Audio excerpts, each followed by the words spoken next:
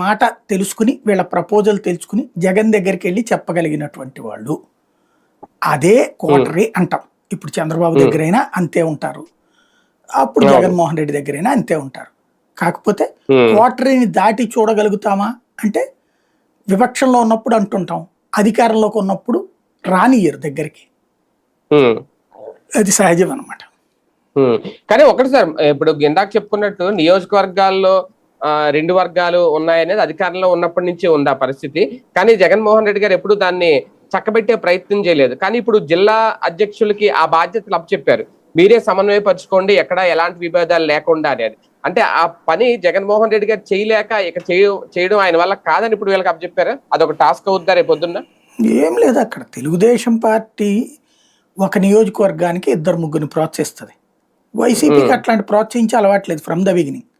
ఉమ్, వాస్తవంగా చెప్పాలంటే ఒకప్పటి తెలుగుదేశం ఫార్ములా జగన్ ఫాలో అవుతున్నాడు, ఉమ్, ఒకప్పటి కాంగ్రెస్ ఫార్ములా తెలుగుదేశం ఫాలో అవుతుంది. తెలుగుదేశం ఉమ్. ఏదో వరకు